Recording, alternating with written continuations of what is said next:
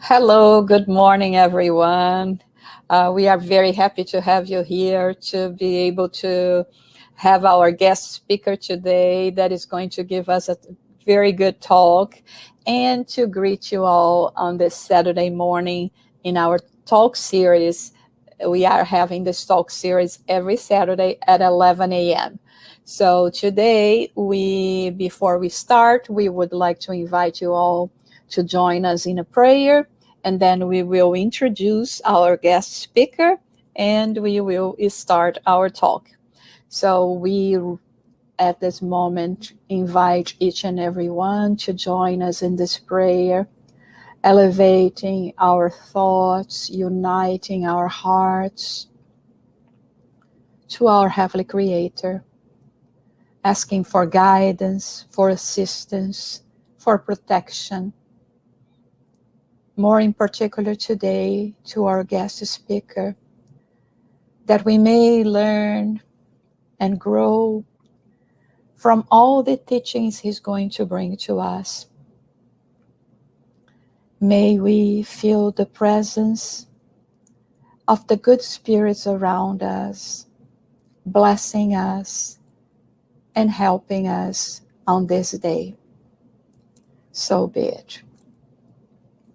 Okay, so we are going to be introducing to you our dear friend Marco Magalhães. Hello, Marco, how are you doing? Hello, hi, hello everyone. Good, thank you. Thank you for being here. Thank you so much. Marco is talking to us from Canada, Toronto, and he's going to be talking to us about spiritual and physical pathogenesis of disease. So Marco Magalhães, it has been studying Spiritism. He studied Spiritism for 10 years at the Mount Vernon Spiritist Center, and he participated in mediumistic meetings and other activities at the moment at the Toronto Spiritist Society and also Kardec Radio. He's assistant professor at the Faculty of Dentistry of the University of Toronto and staff oral pathologist at Sunnybrook Health Sciences Center. So thank you again, Marco, and now it's with you. Thanks. Thank you very much for the invitation and for allowing the opportunity for us to have this conversation today about spiritual and the physical pathogenesis, which is the mechanism where diseases emerge, right? So that's where we're going to be spending a few minutes talking about today. So when we're thinking about the way we experience diseases while incarnated in this planet, we tend to overlook the fact that we are not composed only of a physical body. And that's where Spiritism brings to us such an enormous amount of information, understanding that we're really composed of several layers or components. We as spirits have also this connecting system, we call it the paraspiritual body, and then our physical body, which we use to interact with the world that we're incarnated on.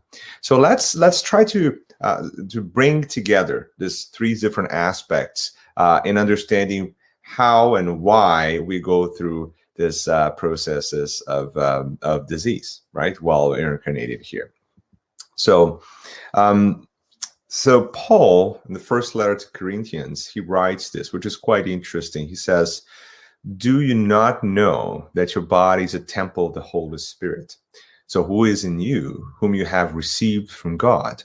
Therefore, you honor God with your body," right? So that was an interesting way that Paul is giving us this heads up that, we receive this body. Like this is where we borrow it. It's right here. We need to use this. And this is an incredible gift to receive. So why don't we tell to God, which is giving us this opportunity, that we honor by actually protecting and using our body accordingly, right? So that was something quite important that Paul reminded us. So, and now we're talking about, obviously, our physical body, right? And if you look at our physical body, it is composed of several layers. It's a very complex organism.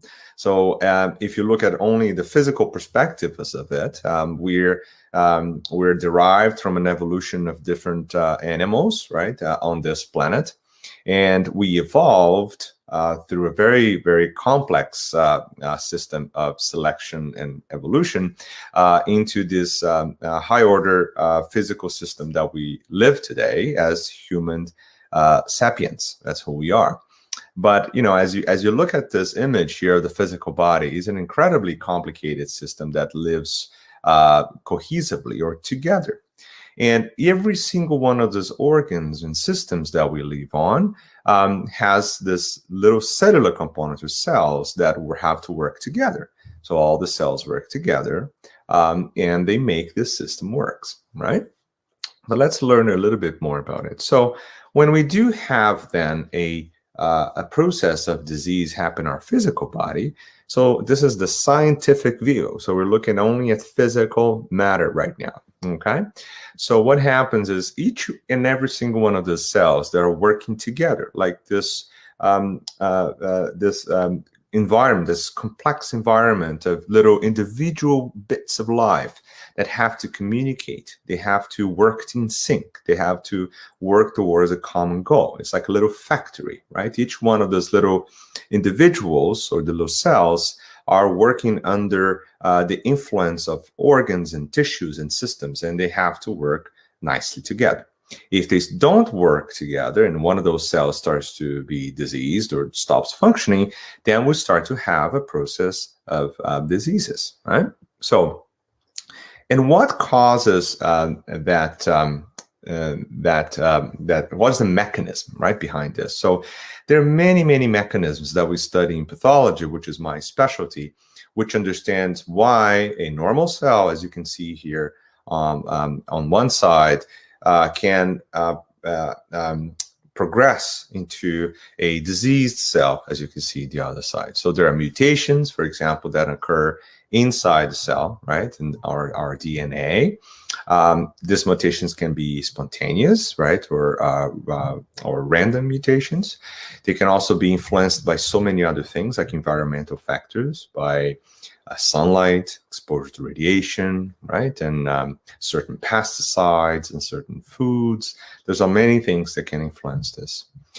We're also exposed to infections. So other microorganisms can take advantage of our own host, our own system, and infect our cells, causing them to be diseased or to be sick. And we are now living into one of those moments in life, on our experiences, that most of us now understand what exactly is an infectious process, because we're living through a pandemic caused by a virus, SARS-CoV-2, that can live into the epithelial cells of the linings of our nose and our throat, right? And when it reproduces, it causes those cells to be sick, and those cells die. And sometimes they can evolve into a very severe inflammatory condition that causes death. And that's why we're all being vaccinated now, to prevent that virus from getting access to our cells. Other factors, for example, can influence, as a part of a disease mechanism. For example, smoking, tobacco use, alcohol use, changes in nutrition, obesity also is now there are many reports that explain to us that changes in the metabolism of the body caused by the poor nutrition and obesity can lead to a very high risk of developing many chronic diseases that can cause also us to discarnate earlier. And many other chronic inflammatory conditions that can also cause our cells to die. So as you can see, this is a very scientific perspective, because we're only looking here at the physical aspect of things, right? So how our cells and our body can get sick and can evolve into a disease process. So let's think about now in a slightly different way, right? So because we have to bring the other layers, right, of who we are into the system, into this understanding, so we can we can know what exactly the disease is. So the next layer we call the spiritual body.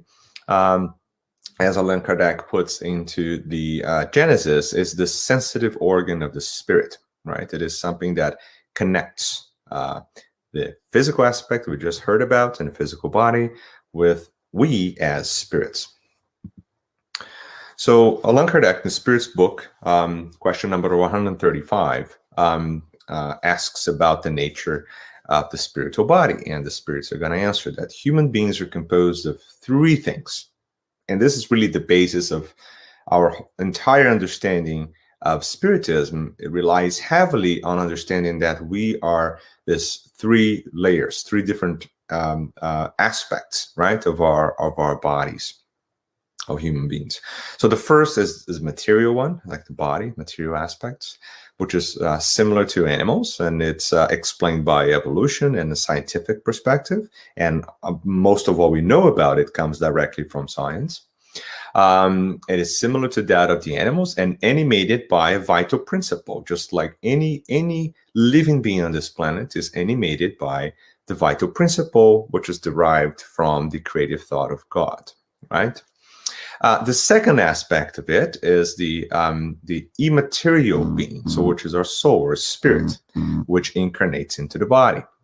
And the third aspect of it is what links or unites we as a spirit, which is immaterial, to a very rough material entity, which is our physical body. Now, you can kind of imagine right now how complicated that is, right? Because if you think about a spirit, as we don't even have the terms to describe what a spirit is scientifically, right? Because pretty much everything you try to use to describe the spirit is not perfect, because we typically use material things to describe it, right? For example, if you say vaporous or ethereal, all of those terms are really derived from scientific terms of matter. So it really doesn't work well. And Allan Kardec nicely explained that in the Spirit's book. So it is this immaterial, not well-defined entity, which is we are as a spirit, and connecting directly to our physical body. So let's try to learn more now about this uniting link, which is the perispiritual body. So now we can understand how the spirit can influence matter, and how things that occur in the matter can imprint into the spirit. And now we're going to explain a lot more details about this. And again, this is really like a core element of what we learn and what you understand. And the very first sections of the Spirit's book are going to go through this. All right. So if you think about how do we make that connection, and this is a good representative slide here. You have a cell system, one unique cell on one side, composed by a nucleus, a cytoplasm, a membrane, multiple small organelles inside, and in the other side, just to represent, is the spirit, which I intentionally represented as like some sort of ethereal way, just to represent the fact that it is immaterial. And we need to have that link, that connection. So there you go. So what we're missing here is that connection is the perispiritual body. So what is it, right? So there are very good descriptions of the perispiritual body, both in the Spirit's book and also the Evolution to Worlds. What it is basically, this semi-material body that envelops the spirit. And this semi-material body derives from elements from the planet that we are incarnating. So in other words, depending on where we are incarnated, the perispiritual body can actually change quite significantly. You can imagine if you're in a highly evolved world, so the perispiritual body will derive elements from that world, and then it's going to be very, very even lighter or more ethereal than the perispiritual body of us here on Earth, which again, we're deriving from elements of a planet which is still in the process of going through a world of regeneration, right? So we're not that high in that level of evolution. This perispiritual body then connects to every single one of our cells. And that's quite amazing. That, again, André Luiz brings to us that element in the Evolution of Two Worlds.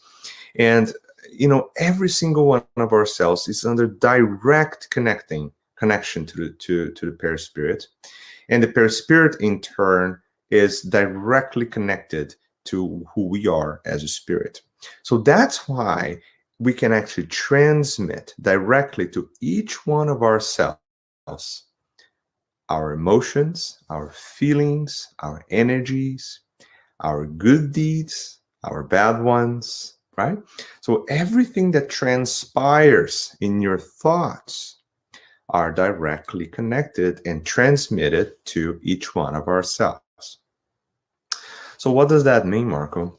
So what that means is now we can start to understand a little bit better how our body changes under stress, for example, or when we're happy, or when we do things that are not that good, right? So every time we're doing those decisions and making those thoughts, right, those actions in our minds, our cells respond to it. And obviously now you can see that if we're doing something really, really nice and we're helping someone, we're sharing love, that good vibration will automatically transmit into our cells, and then they're going to cause physical changes. And those physical changes, we know them because we feel them, right?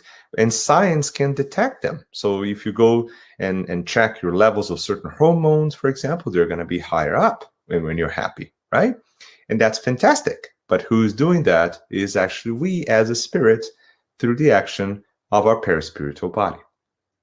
Now, what is even more interesting than that is that because each one of those cells are directly connected to us through our perispirit, we can actually influence their behavior, but also influence their genetic expressions. We can influence their metabolism. We can influence how well they fight off an infection. Aha. So now we're going to go into a lot more details about this. Okay. So let's see. Now, in Evolution in Two Worlds, André Luiz in the chapter 17 says this. So disease then, the process of disease emerges when the patient, without humility, patience, spirit of service, and devotion of the good, and that's my highlight there, okay? When we're lacking all of those things, right, we can't assimilate this beneficent currents that come from the above and circulate around all things, right? Stimulating the maximum benefit of existence on Earth. And what is really André Luiz trying to tell us here? Well, let's go back one step. So here we are. We're made of three different elements, right? We are a spirit that has a link that connects to a body, and we're all directly connected to each other. But we're also now living in the universe that has other layers and other levels of existence. So God, who loves the creation, obviously all of us, and constantly sending this currents of good vibration to all through this workers and touching every one of us. So that current, it's important to keep us balanced, to keep us connected, right? And if we're not open to receive that help, it makes even harder for us to function individually. So in a way, the same way that every single cell is connected to us through our perispirit, every single thing in the creation is also connected to God directly, right? So that's another layer that comes above us, right? And André Luiz gives us a good hint here, right? Because he's saying, well, if you're not patient, if you don't have the humility, right, and the spirit of service, so you're not serving, right, you're not enacting your love through charity, then it starts to get a lot more difficult, right, for us to fight off these negative things that still live with us. Okay, so that's the first step. And then in the chapter 20, Evolution Through Worlds, he continues and explains this quite interesting mechanism, right? So almost all of the disease process occur when this zones of unhealthy predisposition, so this unhealthy zones in our bodies form because of this imbalance of our mental forces. So when our mental force, or our thoughts as a spirit, when depending on how we're projecting that in our body, we can create these areas of rupture of the perispirit to the physical body. Remember, I told you that every single one of our cells is connected, right? And we're bathing those cells in our thoughts and vibrations. So depending on how our vibration and our thoughts are dissonant or discordant with the love of God, we can actually negatively influence areas of our body. And that creates, as Andrea Luiz explained to us, a rupture, a separation of little areas of cells to our perispirit. So let me explain this to you in a very interesting way.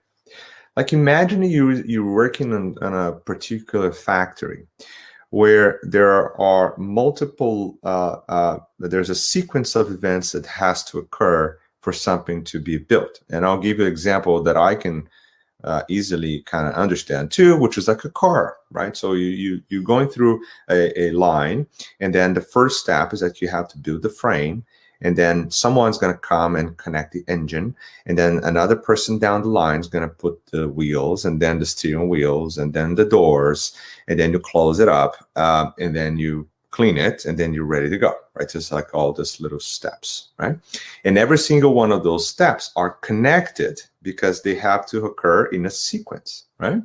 So there are systems in place that allow people to work step by step, and things will happen without everything collapsing. Now imagine that one day there's this lack of communication, let's put it this way, between a particular step on that build line, and that step is not working well. So the car's coming down, and then the frame's ready, and then the engine's ready. But all of a sudden, the step that you're supposed to put the wheels on, it's not done properly because it's not connected. It's discordant. It's disconnected to the entire system. And then the car moves down the line, but then the next person who's supposed to put the steering wheel and the driving commands and the brakes, they cannot do it because there are no wheels on the car. And then they don't know what to do because there's a problem now, right? And then the line has to stop because things are not working properly, right? So it's an almost identical system in our bodies. So if we, as a spirit, we're emanating certain vibrations to our own cells through our perispirit, and that particular emanation of that imbalanced mental forces will cause a rupture, a separation, or a lack of communication between parts of our body and our perispirit. Then that part of our body now is going to be more susceptible to a lot of things. For example, infections, or the development of tumors, or other diseases, because it's not working, right? So that is one of the key elements that we learned from Andrea Luiz and Spiritism in general through Kardec works first, right? And understanding how disease manifests. Okay, so now and similarly in Evolution Two Worlds, we're gonna Andrea Luiz is gonna mention to us that, for example, many infectious processes also occur the same way. And I'll explain to you. So when you see this image here on screen, you have some bacteria living on the wall of the colon. So the little squiggly pink things are actually living on top of epithelial cells, which are the big globular yellowish looking cells in the bottom there. And they actually live happily ever. So bacteria are living in our bodies, and they actually have more bacterial cells than our own cells in our bodies. And we live really well together. And that is amazing because people think that bacteria is bad in general. And I'll tell you quite the opposite, is that we would not be able to survive in this particular world, in this physical body, if we did not have the particular species of bacteria that lives with us, right? Because this bacteria, they do a lot of things to help us, but also they can prevent some really bad bacteria to come in and take over, right? So when there is an imbalance, remember now, imagine that there's this mental forces through our thoughts and actions are projecting this very negative vibrations to parts of our body. There's a rupture in a paraspiritual continuity, so it's not this. There's a lack of coordination in certain areas of the body. What happens is that there's an imbalance, and this imbalance may manifest, for example, with increased susceptibility to infections. So that's why some individuals may have had contact with particular bacteria multiple times and never developed the disease, and all of a sudden they fell ill with the same bacteria because now their body's not able to respond in the same way. There are many mental states, and a lot of people anecdotally knows this, right? So for example, when we are depressed and we're sad or we're stressed, the risk of falling ill for other things is a lot higher because, again, we are causing this temporary imbalance in our system. Okay. Now, so we talked about our susceptibility due to mental currents and how we influence our own body. Now, there's another layer of this. So sometimes this influence or this areas of instability or susceptibility in our body, they are not derived from now, but they're actually coming from our previous actions. And this is also something that Spiritism illuminates us incredibly, because otherwise we would not be able to understand most of the diseases that can occur, for example, in kids and young, right, up to early adulthood, right? Because in that age group, particular scientifically tested risk factors are really not applicable, right? So like think about habits and metabolic changes and smoking and all those things you can think about, exposure to the sun and radiation. Those are really good to explain increased risk later in life, but not for youngs, for example, right? So what is happening then? So what happens is that's remember that André Luiz mentioned to us, right? He said, that lack of humility, lack of service of good, and the imbalanced vibrations and thoughts and actions, right, that we're projecting in our body, they can create these areas of instability, and those areas actually get imprinted on our perispirit, because remember, they're all connected, right? So that creates almost like a memory area on the perispiritual body, and then we discarnate, and then our physical body is going to be recycled, right? Because nature is perfect, right? So our physical body is going to be taken down to the earth.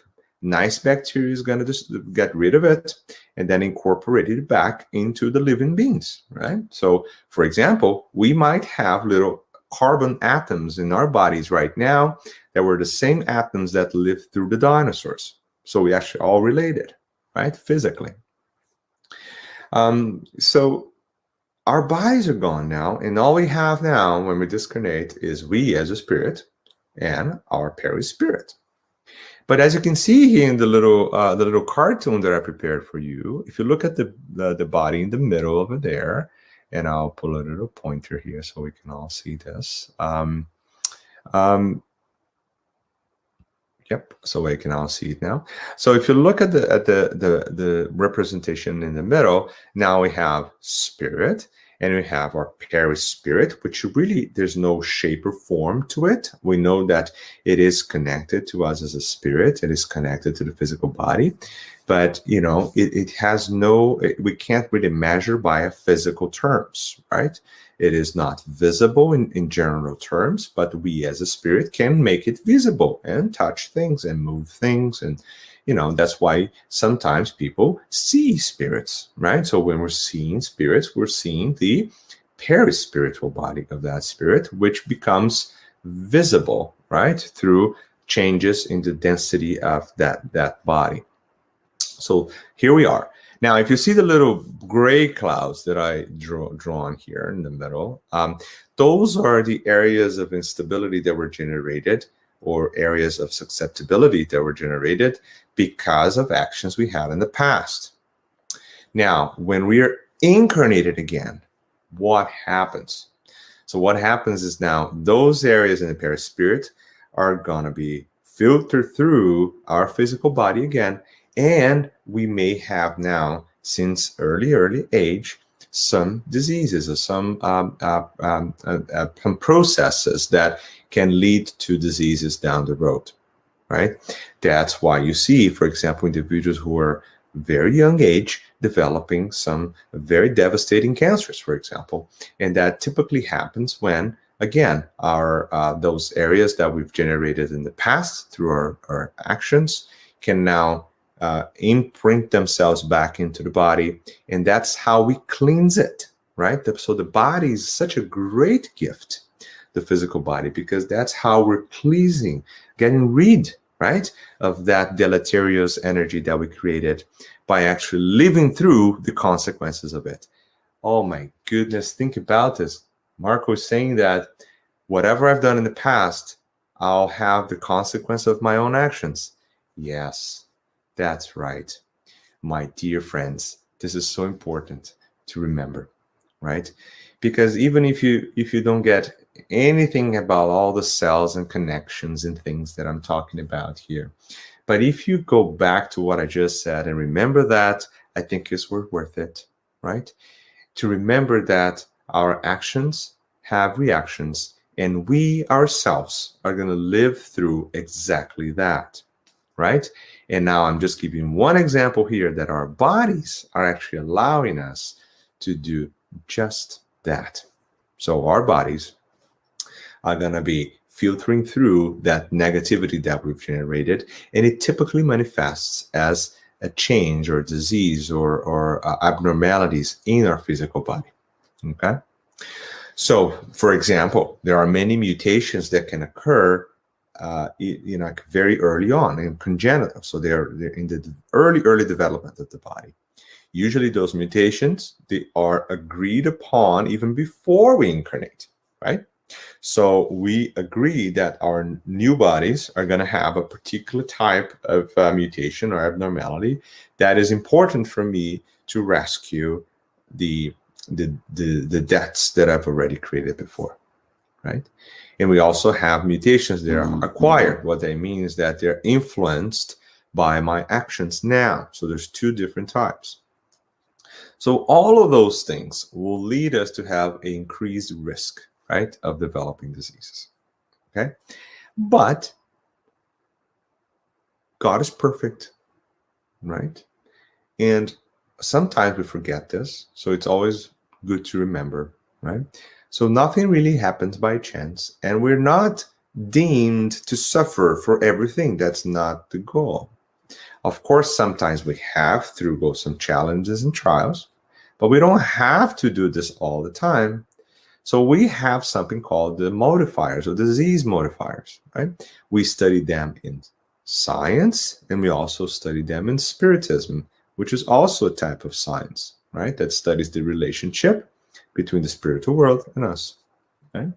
So these disease modifiers are really critical, but they're quite different if you look at the scientific literature or if you're looking at the spiritist literature, because one is talking about moral aspects and the other one is talking about specific physical aspects, right?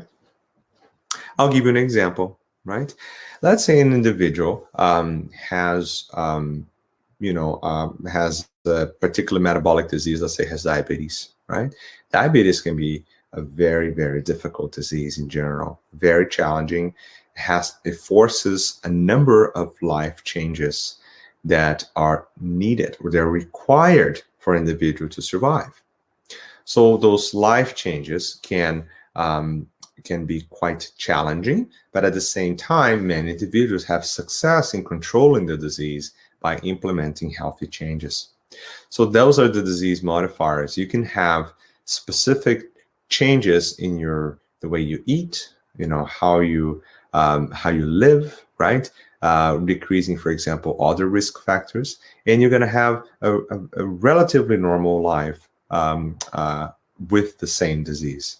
Or you can have something worse and making things worse by making it not implementing the right changes to your life, or start smoking and not doing exercises and things like this, which again will modify that disease in more than a negative way, right?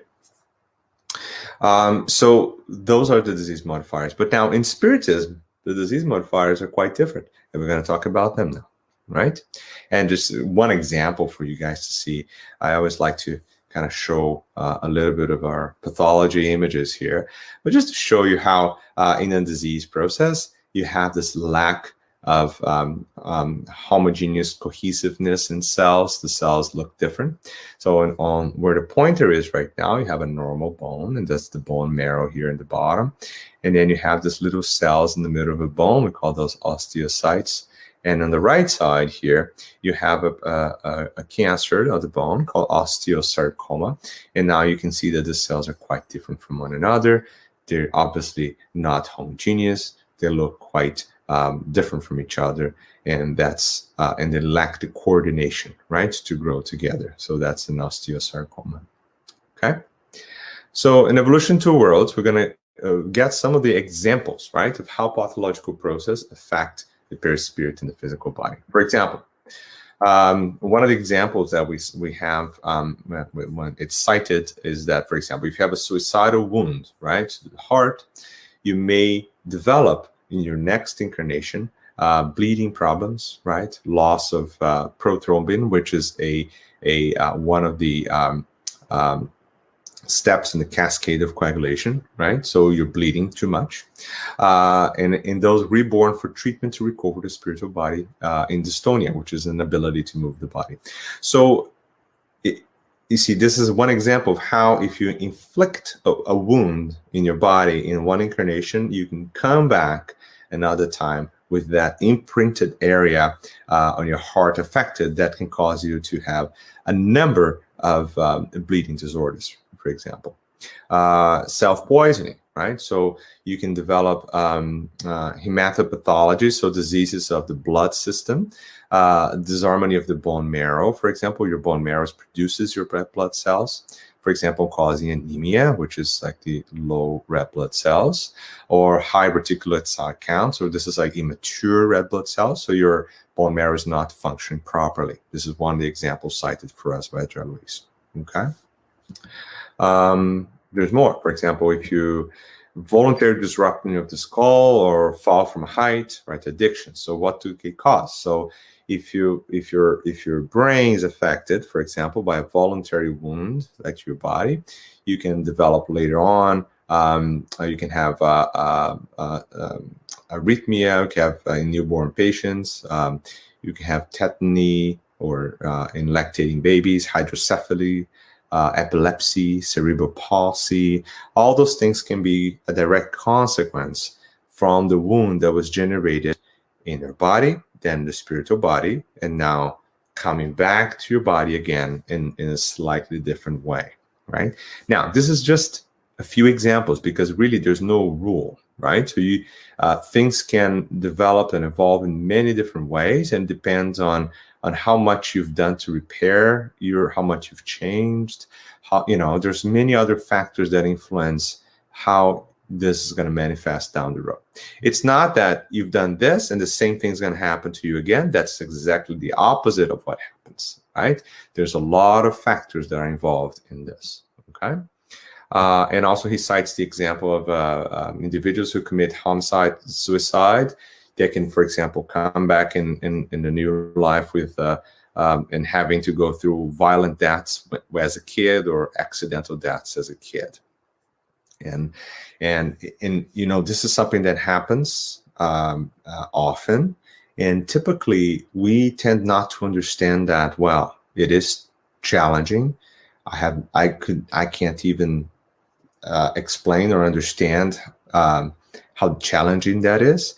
But at the same time, Spiritists bring us this light of understanding that if that happened, there was a reason for it, right?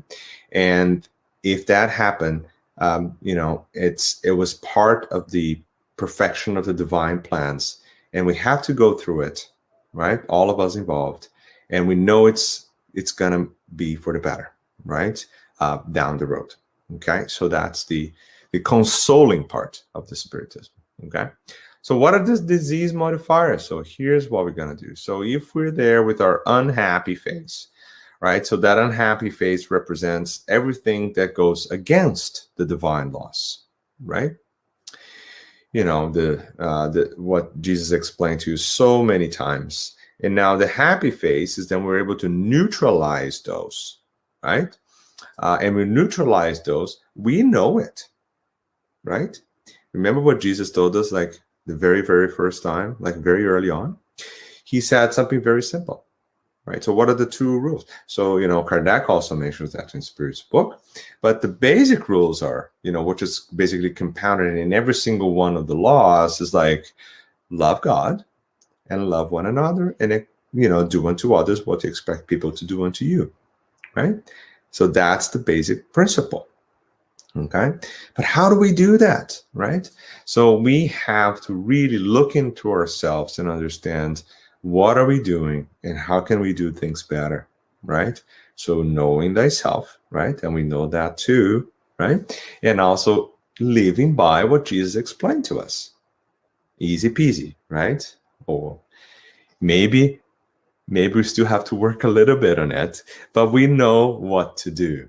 So these are the disease modifiers looking at a spiritual Christian perspective compared to the disease modifiers in a biological perspective, right? So what do we do then? We, you know, obviously to do this favorable behavior, to improve ourselves and physically and spiritually, you know, we have to live the righteous life. We have to love your neighbor, love yourself, and put charity into practice. Start helping others, right? Be out there, reach out.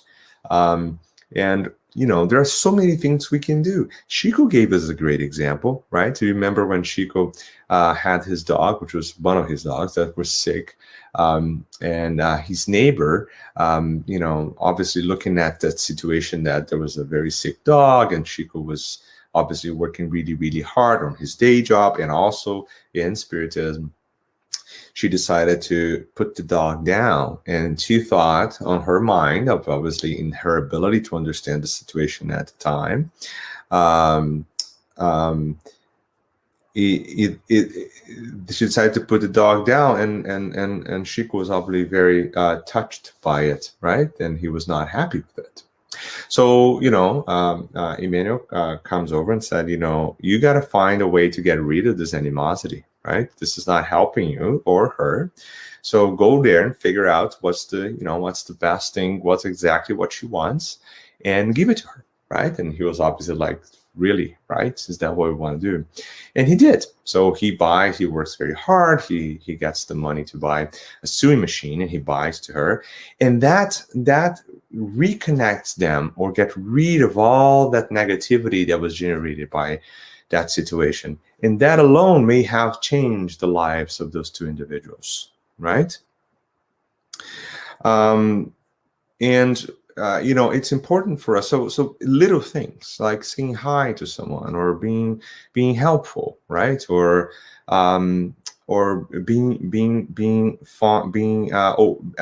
being too hard on yourself, right? And understanding that we all have flaws, and we can all of us have a chance to do better, to improve, right? To recognize our mistakes, right? And going by those basic rules of of loving one another and helping each other. But does that mean that I'm not going to go through any disease process if I do that? Not at all, right? There's a lot of things that we still have to go through, but they may be attenuated by our own actions, right? So the more change you implement, positive change you implement in your life, the less you're going to be able to go through as far as trial goes, because you've already earned it, right? So we have to earn our little steps in evolution, right?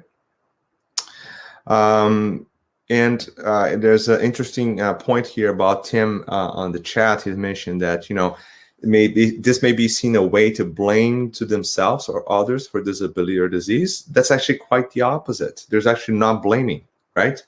The idea is that a disease process is really a very complex process that involves previous actions, current actions, how much effort we've put through to make the necessary changes, and how much more could we do and we're still not doing. So there's a lot of perspectives, right, that are in place at one time that will manifest as a disease process, right? And we don't have to go through it, right? Quite contrary, we're all going to get to the point of evolution that we are going to able to live by the laws of God to a point that we don't have to be this repay mode of like, I got to do this again because I haven't done that. That's not going to happen at some point. It's just that we're still into the stage that we know about the laws, right? But they're not inside of us yet. Maybe some of them, right? Maybe from some of us now, it's quite obvious that we can't harm another person, right? But for other people, that may not be that obvious. So we're at different stages of that evolution, right? And there's the idea now is there that we really own everything we do, right? So if we are one day, we're doing certain actions, right? We do something that's say very, very negative to someone or to ourselves, right? And knowing that every single one of those things will have consequences down the road. It may not be a disease. Like this is one of the examples, right? So we're looking at physical diseases manifesting as consequences of our actions. But, something will happen at some time that will challenge us to the consequence of our own actions, right? And that is really the perfection of the creation, the justice, right? The law of justice resides there. Because it's not someone's fault, right? It really never is, right? In any situation is really our own learning perspective, right? And that's how we should take it, right? Instead of assigning blames. So what is the antidote, right? What is the medication then, right? So to support for others, create protection for ourselves. Isn't that amazing? Right? So now it's like a vaccine. That's what we're talking about, right? So how do we vaccinate ourselves, against all those things that we're talking about, right? So supporting others, right? So that's why the principles of Jesus of uprooting us from this pride and vanity and greed, cruelty, avarice, exhorting us to simplicity, to humility, fraternity without limits, unconditional forgiveness is not forgiving here or there, right? It's like, people like to say, I forgive this guy, but I still hate them, right? So it's like, that's really not forgiving, right? It's like, that doesn't work, okay? So unconditional forgiveness, I'm not saying that we have to like be super friends and kind of invite all people that do bad things into our house and make a party. That's not what I'm saying. But what I'm saying is that do not carry that negative feeling towards them. That is really what we're talking about, right? So if you don't implement simplicity, humility, fraternity without limits, unconditional forgiveness, which is basically the opposite of the pride, greed, vanity, cruelty, avarice. That's the only way we establish what we call, and Chico here, Luis Chico says, the perfect immunology of our inner life. That's how we boost our immunity. It's like a vaccine, right? Strengthening the power of the mind and self-defense against the destructive and degrading elements that surround us. So, how do we summarize this? Do good. Do you really want to and be healthy spiritually and physically? Do that by being good to others and to yourself, right? Oh, Marco, but I know a lot of people that have been fantastic their whole lives and they died of a devastating disease. Oh, yes, they did. I know that. That happens all the time. And it's not because, so doing good doesn't help. That's not the point. The point is that by doing that good, they probably alleviated a lot of what they had to go through to start with. And they may have carried many other things from the past that he had to go through. And that's part of the process. But now, after being good and going through what they've done before, I can guarantee you that they're going to come back in a very, very different position, right? They're going to come back with their immunity very high, towards anything negative, right? So we can't be too narrow-sighted, right? When we're looking at this perspectives of how things can change over incarnations. We have to understand that things take sometimes multiple incarnations to heal, right? And how does science, takes this? So just I have just a couple papers here that I want to mention, but just to prove the point that this is what's happening, right? So there's a nice paper, Brown, published in 2013 in his team. He's looked at over 800 individuals that lived at assisted living communities, right? Elderly individuals. And they looked at the general trends in mortality over a long period of time. And what they've realized that the individuals who were helping others lived longer than the ones that were not helping others, right? There you go. So that's how charity can influence the way we as a spirit project vibrations and energy, good positive energies to our paraspirits, who also make our cells work better, and then, yes, make us as a system work better. So there's actually scientific evidence of that. That's exactly what Spiritism is telling us, right? And, there are many other papers. I'm not going to have a lot of time, but you can read, just like this Stolpen-Volhard paper, 2018, shows that, how altruism can be born out of suffering, and how caring, helping after victimization can help. So, for example, if something, so this, you see this in hospitals and many other places, if something really, really negative happens, and you take that opportunity to make a positive changes towards another person that may have been through a lot of hardship, that actually helps we, or the individual who suffered in the first place, to improve our psychological scores and life, our overall happiness and survival and all those things. So it's very important, right? So helping others actually help us too. Right? That's fantastic. Okay. So there's also a nice, interesting review paper by Lucati and Marleni that looked at the how spiritist therapy can also help. And that will be a very interesting reading for us. We can have another session just on those things. But so they summarize basically here. It's like several papers that looked at how prayer and coping, and private prayer can help outcomes, right? And I'll just go through just a few of them here. For example, I et al. Look at 177 patients undergoing cardiac bypass graft surgery, and they looked at the outcome as post-operative complications. So prayer frequency, so the more pray, right, were associated with reduced complications, but not hospitalization, right? So these are small studies, right? Obviously, we need a lot more controls and better control studies to get definitive answers, but these are really like very good hints, right? That's how important, right? Being helpful to others and praying and connecting to God and changing our vibrations and our minds and our thoughts can help. It may not get rid of what you have to go through, but always help. Is that we expect that we're going to pray and things will go away, right? And that is not the law of justice, right? The law of justice is really, we have to live through the consequence of our own actions, right? But being praying and helping others can alleviate the burden of what we're getting through, right?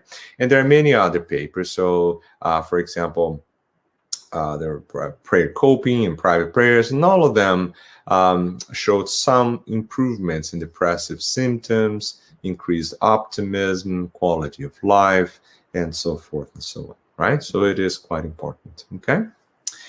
Now, and then just to finalize here, it's important for us to remember this. So disease is actually part of the cure, right?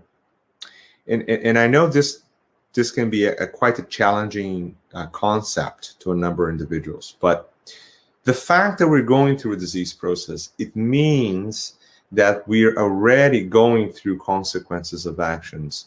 And that process itself is actually what brings us real cure. The real cure occurs when we as a spirit now can understand what we've done, we've learned from it, and we moved forward. We can only finish that cycle if we sometimes have to go through the process of a disease process again, right? So for example, when you see an individual, and I see this in my practice all the time, with a chronic disease affecting the body, right? An autoimmune disease or cancer. And we're looking at the individual going through that. Yes, it is difficult. They're suffering. It's challenging. We know that. And it's not easy. And I completely understand that. But at the same time, if you look at the spiritual perspective, that is individual that is winning, that is moving, that is accomplishing like the tail end of that story that started probably many, many incarnations ago, where by previous actions, we now generated that energy that caused the disease, and now we're cleansing it through the process where your body's showing it, right? So the body's showing the disease process, okay?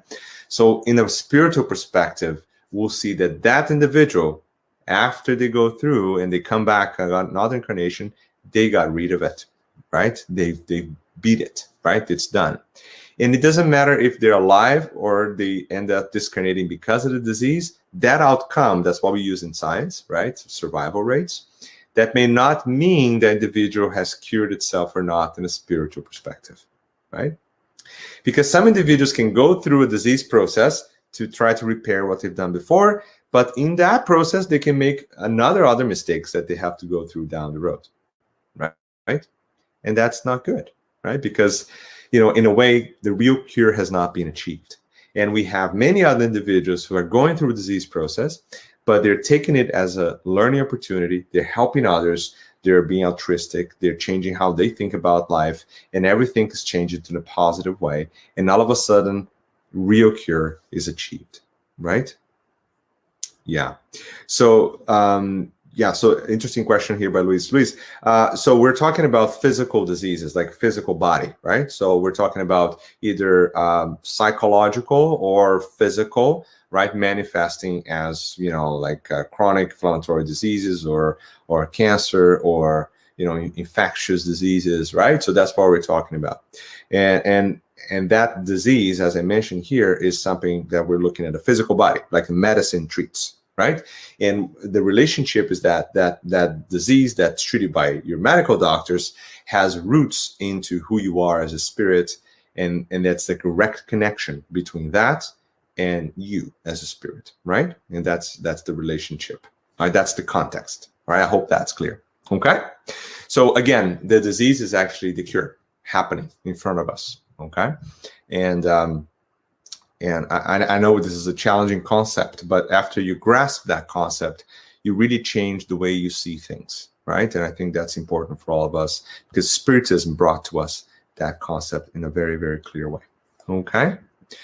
All right. So these are some reference that I've used today, mostly from Evolution 2 Worlds, Mechanism Mediumship, Spirit's book, and the letter of Paul to Corinthians. Okay. So thank you all. We're going to have a few minutes for questions now.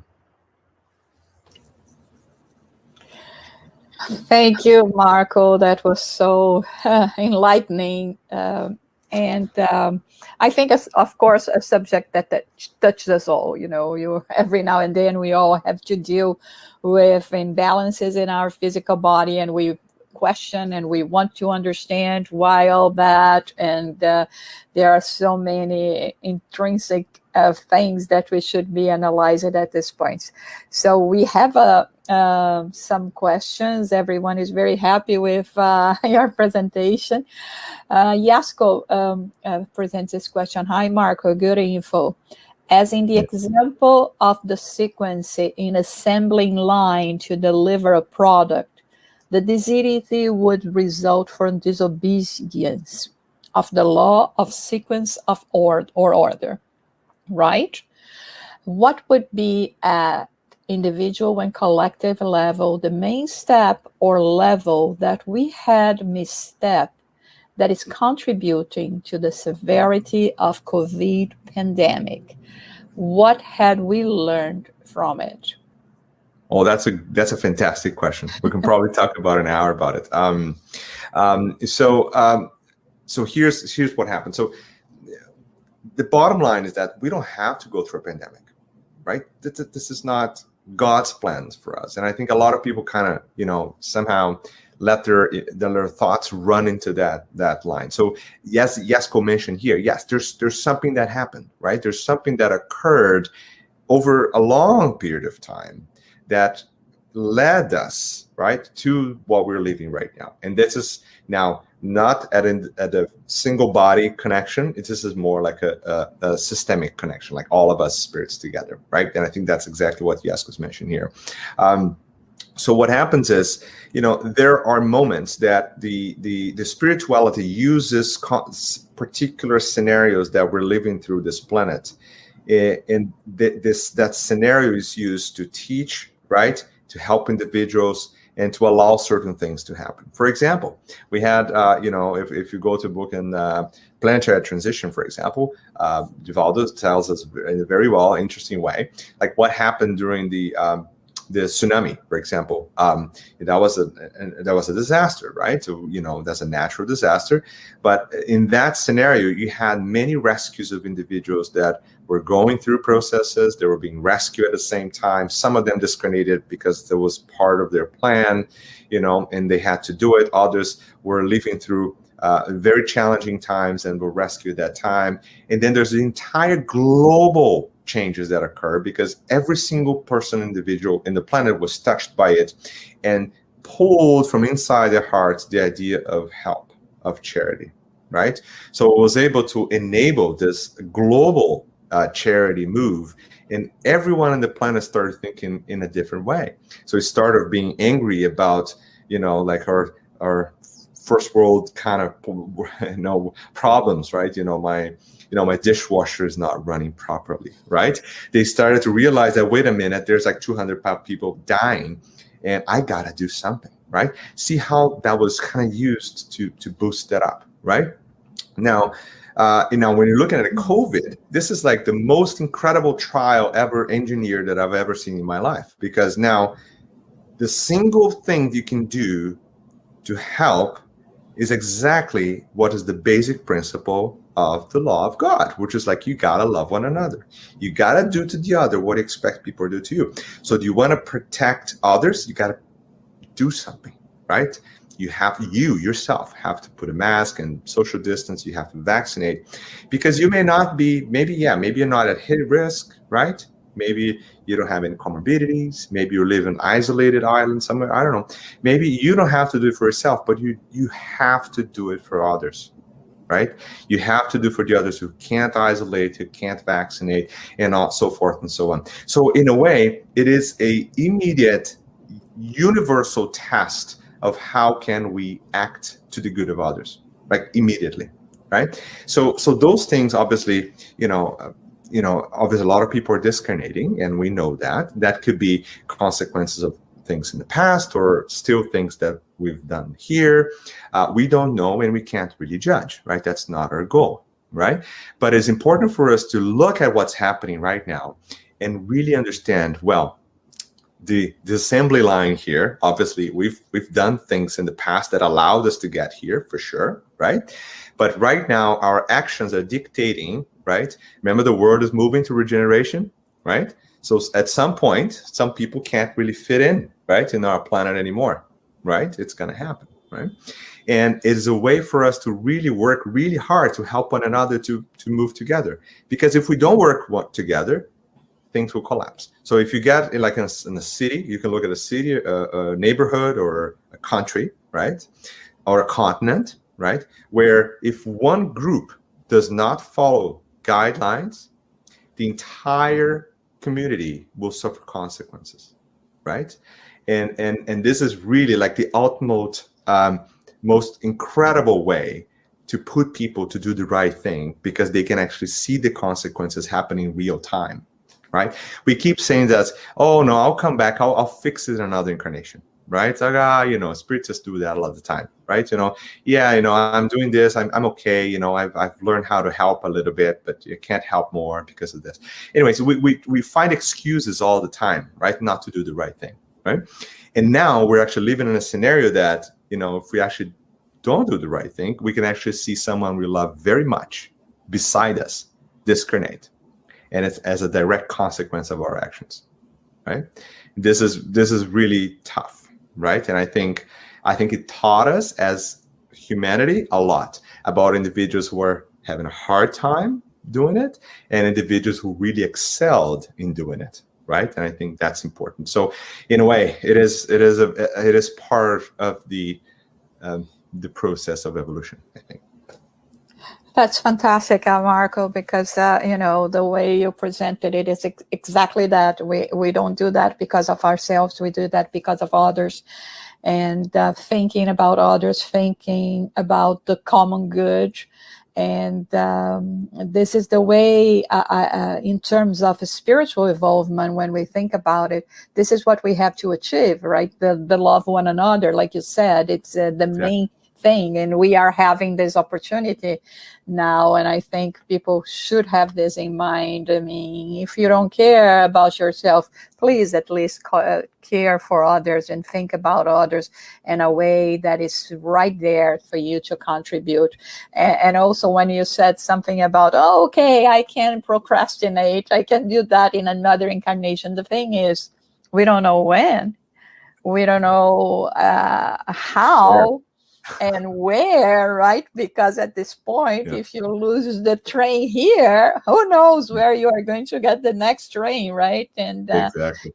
So it's so important. Let's see, we have more questions from Luis Leon. Could you share with us a counterexample, a disease that does not have a spiritual pathogenesis? Yeah, so it's a great question, and I think I know exactly what you're trying to get here, and I'll give you one example, and I'll show you that even in that example there is a connection, right? So it's kind of a little bit of the reverse loop, but there's always going to be a connection. For example, so we know, right, that if you expose yourself to the sun, you have a very high risk of developing melanoma and squamous cell carcinoma of the skin, right? So that is well known. That's exactly how we develop. And you can say that, well, so I'm going out of the sun every day, I don't protect myself, I had warning signs everywhere that things were not doing well, and then all of a sudden, yes, you develop a cancer right in your forehead, right?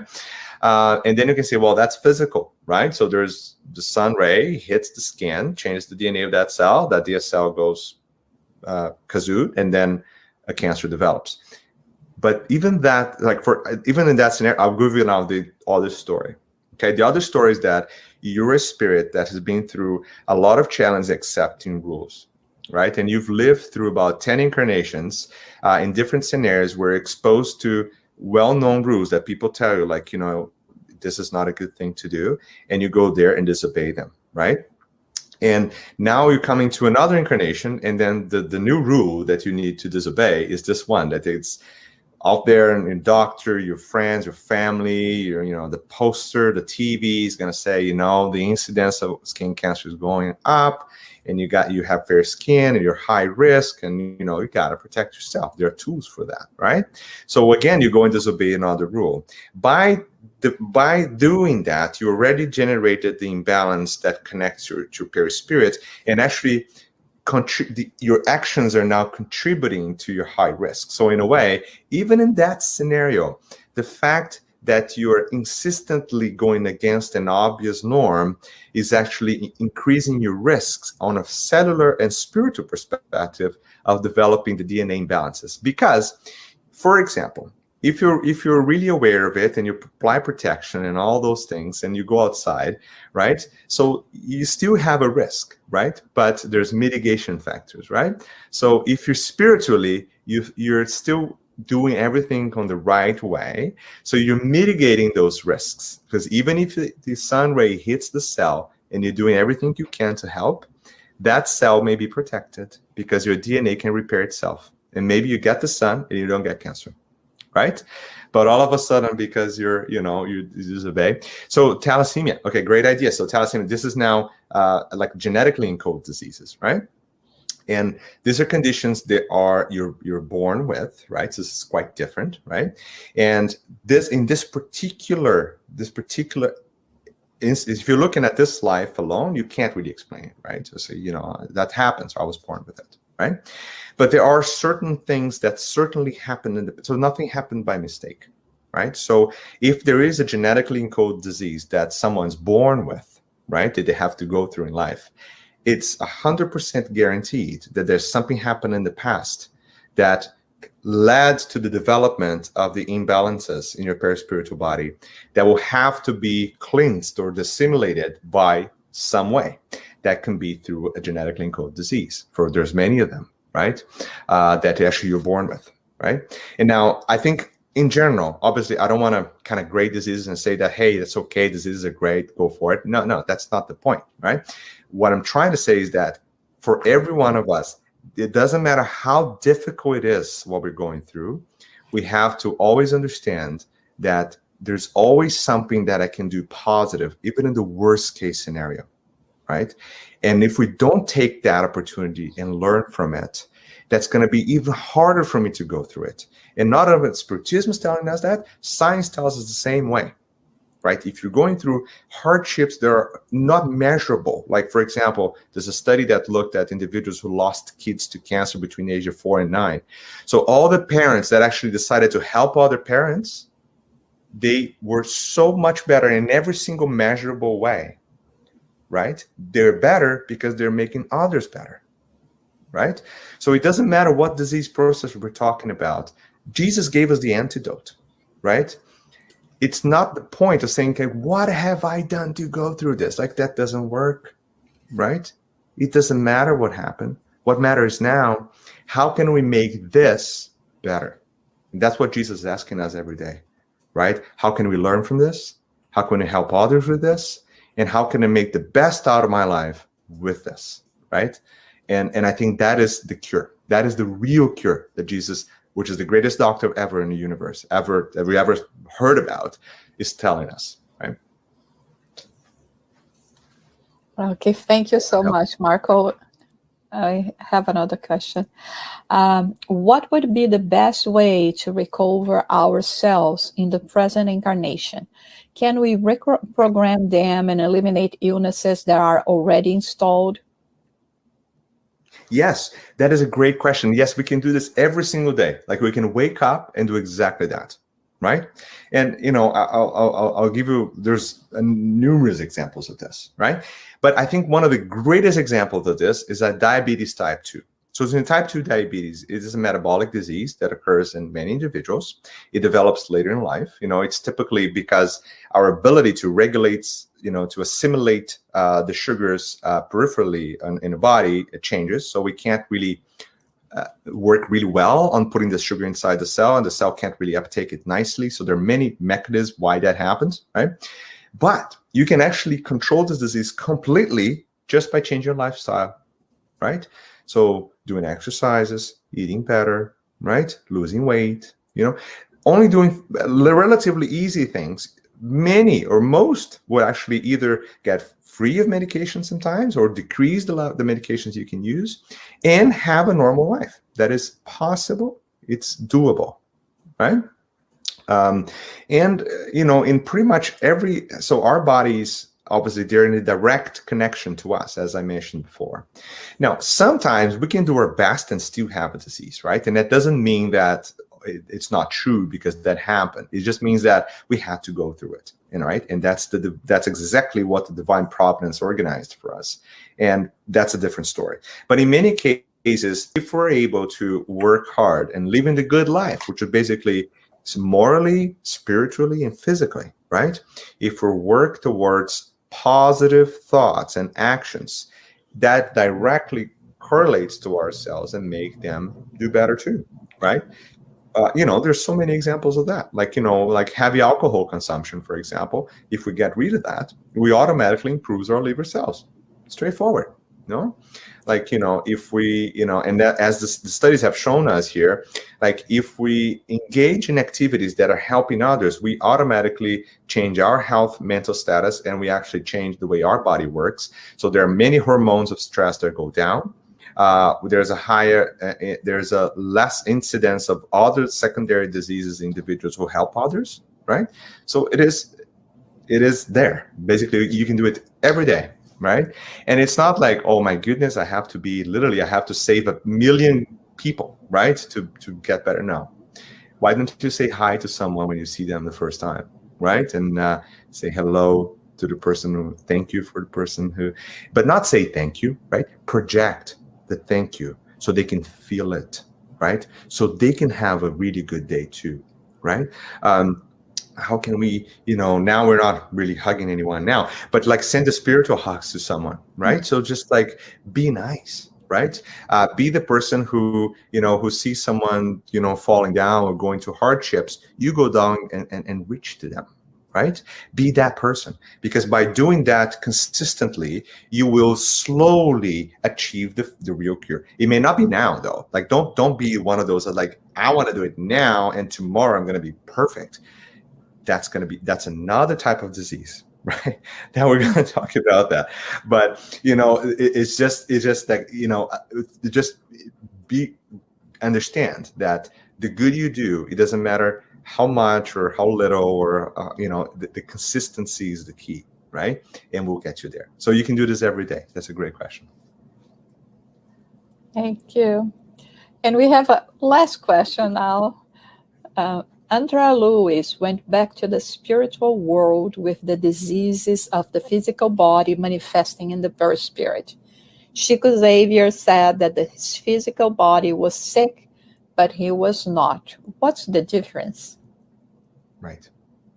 So you can have, so that's a great question too. So remember that I mentioned that the disease is the cure, right? So there are many individuals. There's tons of examples in the literature, right? I can cite a few, but in general, like imagine an individual that committed a very atrocious act, and during the process, he was discarnated, and he went there, and then he went and learning about what he's done. He came to terms. He said, that was not good, and then the final way of kind of fixing what the plan of what they had to do, let's say, it was like they had to lose the entire arm. Like you're going to be born without an arm, because kind of that's the way they've organized to address the issue that they committed before. I could just think about it like a very hypothetical, right? But they worked so well. They worked really, really hard. So instead of kind of losing the arm, they just kind of severed the little pinky off, right? Or something like that.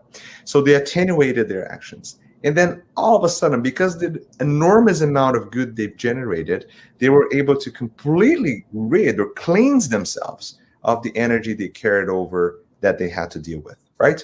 So in a way, now they had a little pinky off, but they're cured. They don't have disease anymore, right? That's it. That was the cure. It happened. And the cure happened here, not the finger, right? That's just like a irrelevant thing right now, right? But there are processes in which you have individuals who achieve the cure, right? Even before anything happened, right? And when they finally get there, they realize that the cure has happened, right? And obviously, Andrea Louise, and I just want to make clear this to you, the scenario where you cited Andrea Louise happened after Andrea Louise came to realize that who he was as a learner, instead of as the guy that was cleaning the floor, instead of the guy that was there because he was really, really good, right, at doing what he was doing. See the difference, right? So the cure, it kind of has that step that you have to take that in consideration. Otherwise, it kind of falls off of order a little bit, right? So yes, he's cured, right?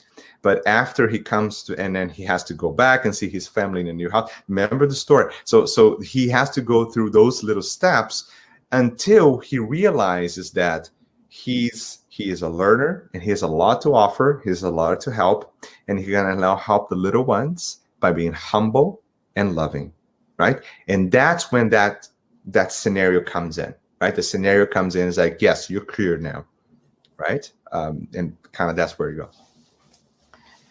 Thank you so much, Marco. That was so good for all of us. Everyone is really happy. That it's always good when we have, the different subject, and we show how rich the spiritist or spiritism actually is when we are talking about the three different aspects. And you brought something very interesting for us today. Like we said, so current for the situation that we are all living in the world.